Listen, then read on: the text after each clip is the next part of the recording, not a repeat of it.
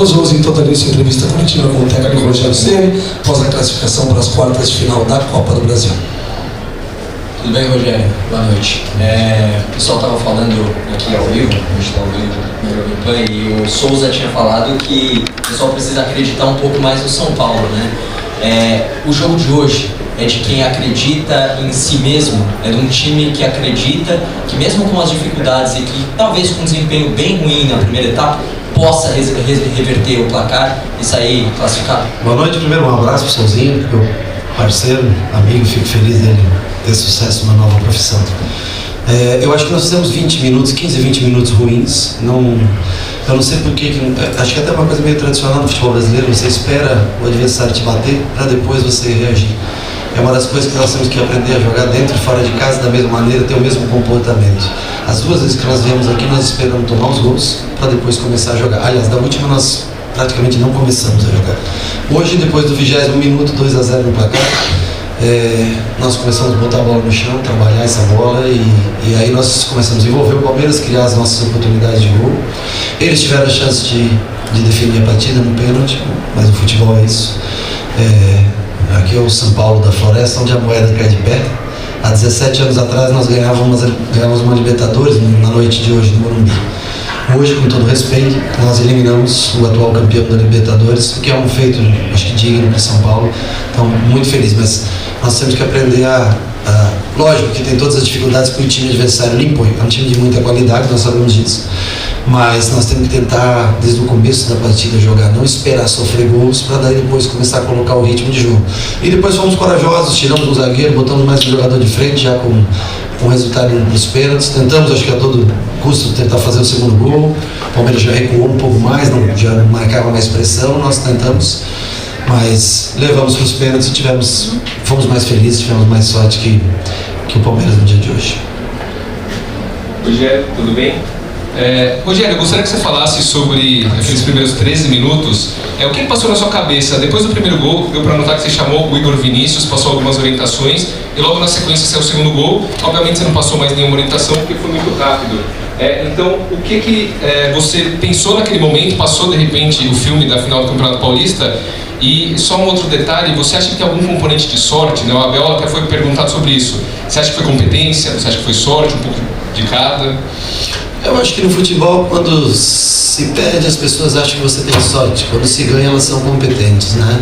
Então, assim, eu vejo meu time um time que luta por cada palmo de campo, por cada centímetro daquele campo. É um time que com todas as dificuldades que atravessa, não baixa a cabeça, não desanima. Naqueles primeiros 13 minutos, o Dudu veio para a esquerda, já no aquecimento nós notamos que ele jogaria pela esquerda. Eu imaginei que teria alguma coisa de diferente, porque nos últimos 2 jogos nós somos muito superiores ao Palmeiras, mesmo na derrota por 2-1, nós jogamos, acho que um futebol melhor que o Palmeiras, na vitória de 1-0 foi bem superior. Então a gente já esperava alguma alteração para o dia de hoje, não sabia qual, devido à ausência do Rony, nem quem entraria nesta vaga, né? E na verdade nós tínhamos que jogar com uma sobra, porque o Dudu, ele é um jogador que desequilibra. É o ponto onde a gente tem que acabar sempre tendo que colocar uma sobra do lado que ele joga, porque ele, 1 contra 1 dele é muito bom, né? E nós acabamos deixando muito mano a mano o Diego. Já no segundo tempo o Igor segurou um pouquinho mais e nós tentamos fazer uma sobra do lado do Dudu.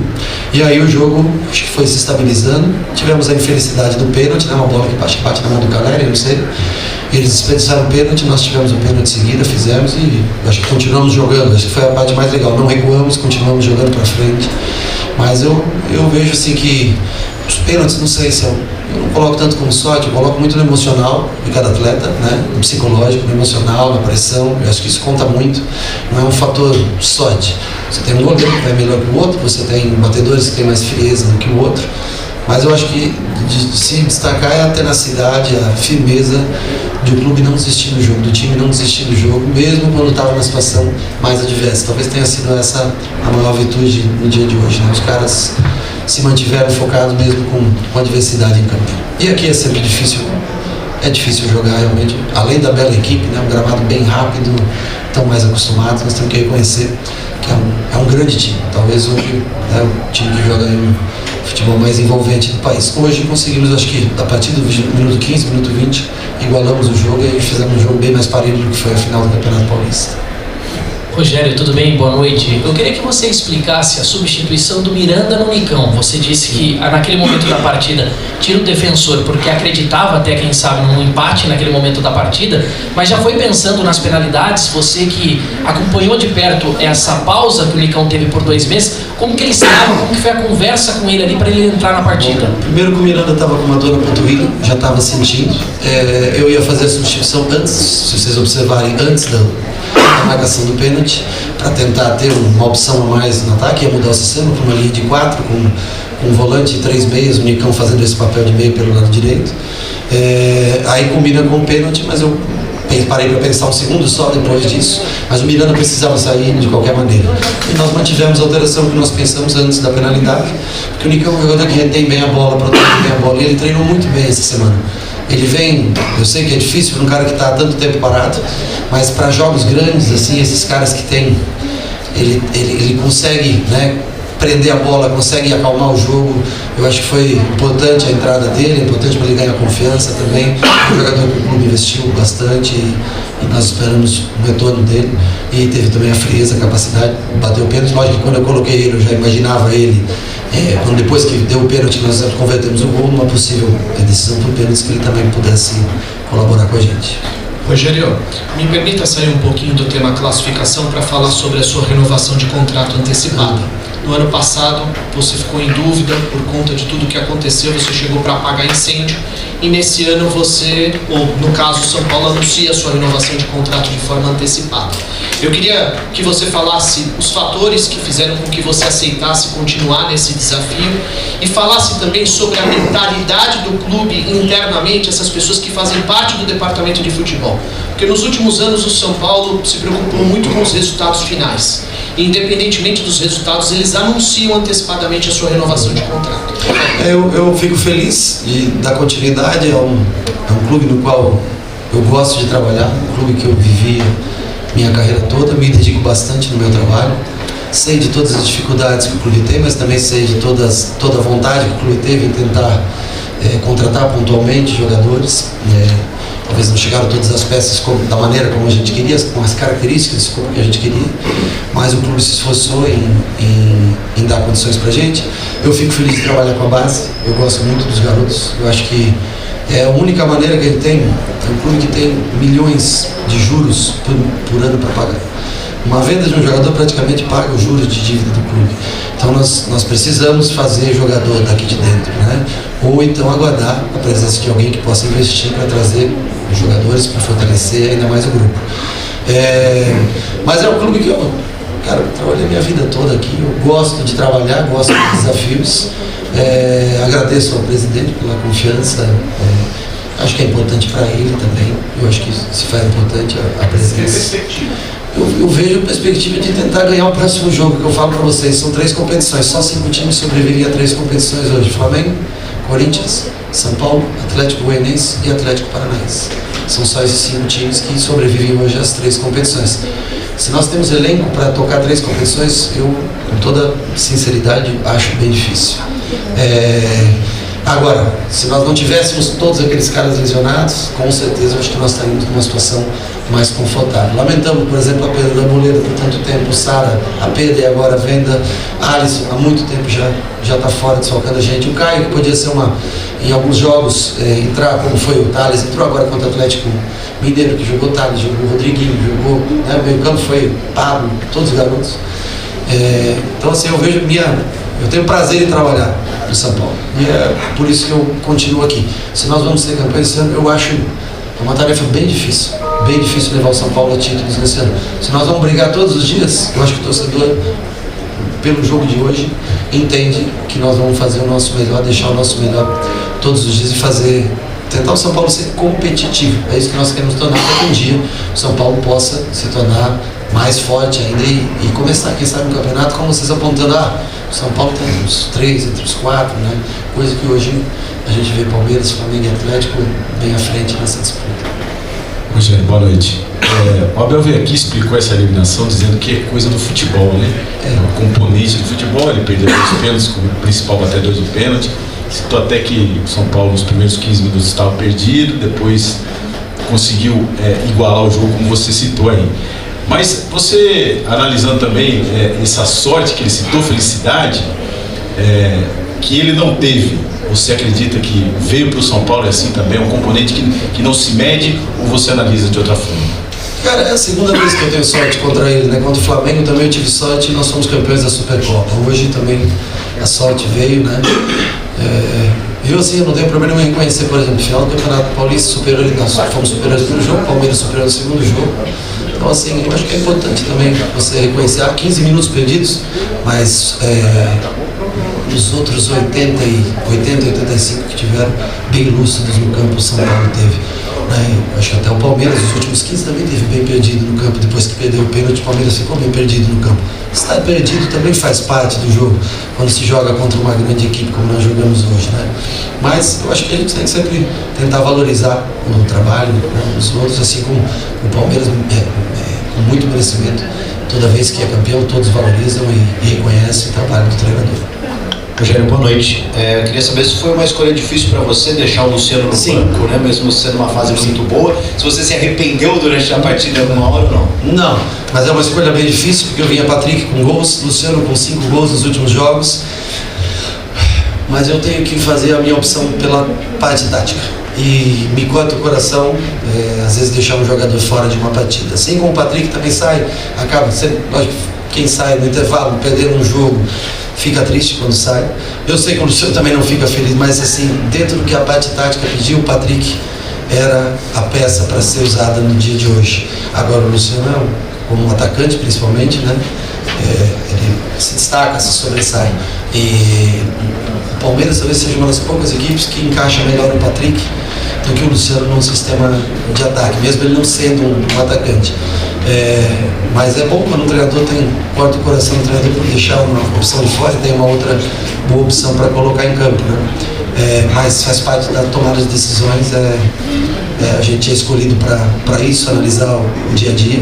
E para esse jogo, na minha opinião, seria melhor o Patrick. Se tornou o Luciano mais conveniente no segundo tempo, porque o Dudu jogou do lado contrário do que nós imaginávamos, e aí o Luciano acabou ficando melhor, porque ele conseguiu apertar um pouco mais o Piquerez. Jogamos como jogamos contra a Católica, ele marcando o zagueiro, lateral, e aí nós conseguimos empurrar bastante o Wellington para cima, praticamente jogando já com uma linha de 4, mesmo com o Miranda dentro de campo.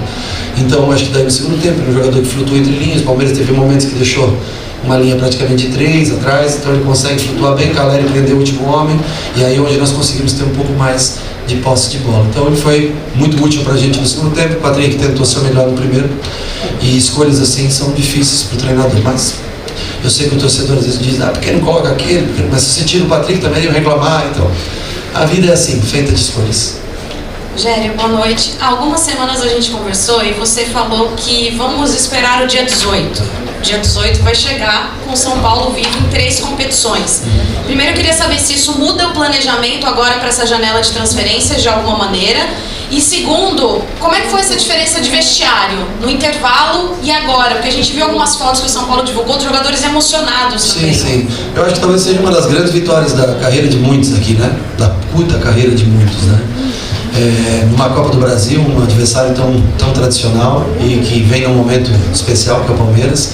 Então, para alguns, eu tenho certeza que foi a maior vitória da carreira deles. Passar no mata-mata contra o Palmeiras, chegar a uma quarta de final. Eu sei que está muito longe ainda de chegar a finais de campeonato, né? Não é possível a gente no próximo enfrentamento, mas eu acho que é importante. Acho que o torcedor valoriza muito esses clássicos jogos desse tamanho, e para eles também foi bastante importante. No vestiário, eu falei para eles que em nenhum momento eu disse que nós viríamos aqui e nós teríamos facilidade. Mas eu acho que nós tínhamos retomado bem o meio do jogo em diante, até o final do primeiro tempo, e que se a gente continuasse jogando de maneira mais solta e trabalhando a bola, nós teríamos a nossa chance de conseguir.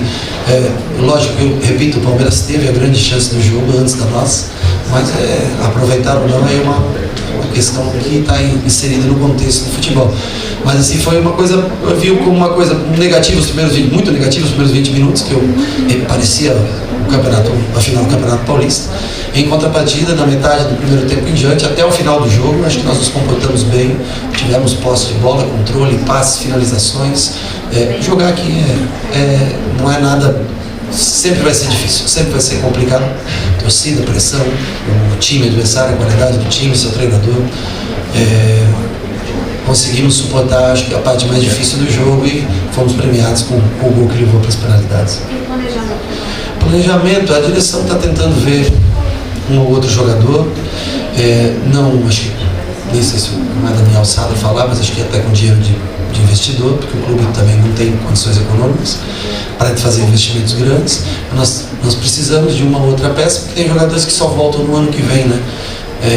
Então, em conversa com a direção, nós estamos tentando, mas nada assim, 1 ou 2 jogadores é o que nós vamos tentar, para que a gente possa reforçar o elenco, e também não pode demorar muito, porque aqui, se chegar vivo ao dia 18, você vê, nós temos o Fluminense, que para mim, não pela posição que ocupa. Aí você pega o time do Fluminense hoje, primeiro que tem um ótimo treinador, né, que faz a diferença. Segundo que, você vê, eu vejo o meio campo do Fluminense, por exemplo, joga o André, joga o Martinelli, tem o Ganso mais na frente, mas assim, você tem o Iago, tem o Wellington, que jogou aqui com a gente, você tem várias opções. Nós temos hoje à disposição Pablo e Neves. Há muito tempo nós temos Pablo e Neves. E em muitos jogos, ou Pablo ou Neves. Nós não temos nem a troca em muitos jogos. Então, assim, o meio campo, que é o coração do time, o Ganso ainda jogando como um gênio que sempre foi, diferente de todo mundo. O Fluminense é um time de muitas opções e tem um grande treinador. Então, assim, chegar dia 18, vamos ver se nós conseguimos se manter vivo contra o Fluminense já no domingo, que é um jogo que 27 para 23, mas nós vamos ter que fazer algumas trocas para esse jogo, porque é gente muito cansada, e senão nós vamos ter lesões. Se eu perder um jogador por 4 semanas, como é o caso do Reinaldo, são muitos jogos que eu fico sem um jogador. Não temos. Aí, enquanto a gente consegue alternar jogadores sem ter lesão, beleza, a gente se vira. No momento a gente tem que arriscar em alguns momentos com os garotos, mas se houver alguma contratação, eu espero que possa haver de 1 ou 2 jogadores para a gente tentar manter o planejamento até o final do ano. Boa noite, Ceni. Queria só insistir um pouquinho nesse caso das contratações. Quais posições que você vê hoje mais carente? E, se você me permite, a gente vê que você faz muitas mudanças ali nos jogadores. O Rafinha como zagueiro, o Patrick às vezes como segundo atacante junto com o Caleri. Você já mudou a posição do Igor Gomes, deixando ele um pouco mais defensivo. O Gabriel Sara já mudou muito também. É um dos maiores desafios da sua vida, aqui no São Paulo, mexer tanto e ter um resultado positivo? Primeiro que eu em algumas circunstâncias, eu mexo por necessidade mesmo. O Rafinha jogou de zagueiro porque eu precisava da experiência dele em campo, e a posição mais confortável que ele se sentia era como um terceiro homem. Tudo bem que ele não tem a bola aérea, mas o ataque do Atlético Mineiro não tinha jogadores altos, né? Não era um time com jogadores grandes, né? Um time, o Hulk marcado no centro pelo Miranda, e o Rafa o Rafa tem muita qualidade na saída de jogo, mas ele já não tem, para jogar em linha de 3, ele não tem mais a profundidade que o Igor dá pra gente, né? Então, acho que são escolhas, o atleta tem que comprar a ideia, e o Rafa adora jogar essa posição. E a mesma coisa que eu fiz com o Felipe Luiz, por exemplo, no Flamengo, fazer ele se tornar um terceiro armador por trás, pela qualidade que ele tem. E a gente aí tenta soltar alas. Nós praticamente não temos ponta, vamos ter a primeira oportunidade com o Marcos Guilherme, que ajudaria muito se já tivesse liberado nesse jogo contra o Fluminense, mas não está. E ele faz essa função, tem prazer em ajudar, em auxiliar. O Igor é polivalente, o Igor joga em qualquer função, as 4 do meio campo ele faz. O Igor Gomes, o Sara também tem uma polivalência muito grande.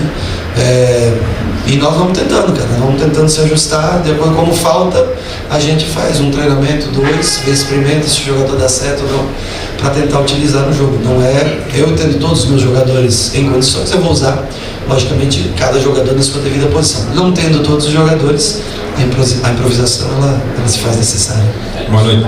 Sim, desculpa. Os jogadores que você vê mais carentes? Olha, eu acho que no momento, vocês reconhecem que com a ausência do Arboleda, Miranda jogando jogos consecutivos, a zaga talvez seja uma posição, e mais algum jogador que também tem uma polivalência, possa jogar em mais que uma posição no meio do campo, seja no momento que, com urgência, a gente precisa. Rogério, você disse há pouco, boa noite, de que espera que a crítica e a própria torcida, muito em breve, ou daqui a algum tempo, comece a colocar o São Paulo entre, São Paulo é um dos favoritos aí, as conquistas, né?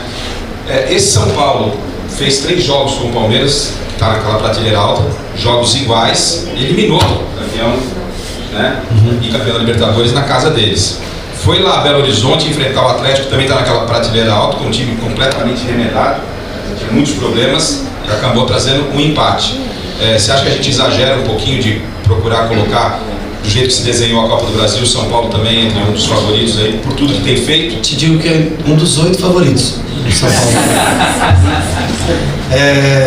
Eu acho que aqui o que tem é muito coração. E os meninos, por exemplo, que vêm da base, eles já vêm com essa paixão do São Paulo, de Cotia, e talvez venha o treinador deles, um cara que viveu muito isso também, né, de dar o valor pela instituição, pela formação, apesar de não existir Cotia na minha época, e sim embaixo das arquibancadas do Morumbi, mas isso faz com que a gente dê valor à história, à camisa, né, e o comprometimento dos mais velhos, caras que, por exemplo, hoje nem jogaram, por causa do Rafinha, mas a alegria, a emoção de um cara de 36 anos já, você pega o Miranda, o comprometimento dele dentro do campo, o desejo do Léo, o Diego, você vê, Diego capitão com 23 anos, capitão do time hoje.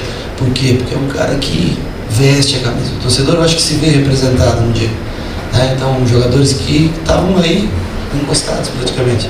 E hoje eu acho que são a cara do São Paulo, né? Diego, Igor, Nestor, caras que deixam tudo dentro do campo, Caleri, né? São caras que hoje representam o São Paulo. E eu acho que os garotos, né? Nós vamos tentar ter o maior número de garotos possíveis para que a gente possa ter eles ganhando experiência esse ano, possam no Campeonato Paulista no ano que vem jogar mais jogos completos e a gente poder rodar o elenco como foi nesse ano, para que não esteja totalmente desgastado em meio a competições as mais importantes que vêm na segunda parte da temporada. Rogério, boa noite. Daqui até 14 de agosto você vai ter mais 9 jogos para disputar. Você falou agora há pouco que o Miranda teve que sair, que você teve que tirar o Miranda. Como que você vai fazer para encarar essa maratona e dosar os jogadores? O que eu te digo, é difícil. Você quer botar toda a tua força na Copa, você tem que abrir mão da tua rodada de brasileiro com a tua força máxima, porque são 3 em 3 dias os jogos, né? Não há possibilidade ou não há como você correr esse risco de perder mais jogador que nós já temos fora por lesão, né? Então, são escolhas. As pessoas às vezes se sentem magoadas. Eu acho que a gente, não, quer poupar, mas eu falo a verdade para vocês. Se jogar quinta, domingo, quarta e sábado, é impossível, com viagem no meio e tudo. E aí é o momento que você tem que fazer escolhas. E eu falo que o Campeonato Brasileiro, para mim, é o mais importante, porque ele é o único que a gente tem certeza da última rodada. E nós passamos por uma situação bem desagradável no ano passado, que foi difícil reverter a situação que vinha numa ladeira muito grande e com uma cara de rebaixamento muito grande. E por isso que deu desânimo, porque a gente ganhava pouco ano passado. Esse ano a gente já ganha mais, conseguimos fazer uma pré-temporada, que ajudou bastante. E a gente espera tomar as decisões corretas e que o torcedor entenda também que alguns jogos, alguns jogadores que são importantes, que são titulares, vão ficar de fora, porque caso contrário eles vão, no momento mais importante, nós vamos perder eles pelas 8 ou 9 rodadas que você está falando que tem em 30 dias. Então é melhor perder por uma do que perder por 8 jogos, e aí o típico caso do Reinaldo, que apesar de ter sido poupado no jogo anterior, acabou sentindo uns 5 minutos de jogo. Essas são as coisas que a gente não controla no futebol. Rogério, boa noite. Você falou várias vezes do Miranda. Ele preocupa essas dores aí na panturrilha? Acho que ele tem que fazer exame, olhar com calma. Não acredito que tenha lesão, mas há uma fadiga muscular e aí você tem que fazer o que eu falo, você tem que fazer as suas escolhas. Aí é a hora que você tem que ir lá, o médico avaliar, doutor Alexandre, fazer o ultrassom, olhar qual é a chance, se tem mais chance de lesão ou não. E nós não podemos perder mais um zagueiro. Concorda comigo que, se eu já disse para você que nós precisamos de um zagueiro, nós não podemos perder outro. Então é a hora que a gente precisa fazer as escolhas, analisar a parte clínica e, no demais, fazer as escolhas que são necessárias para a gente tentar se manter vivo em todas as competições. Encerramos então com o técnico Rogério Ceni. Obrigado.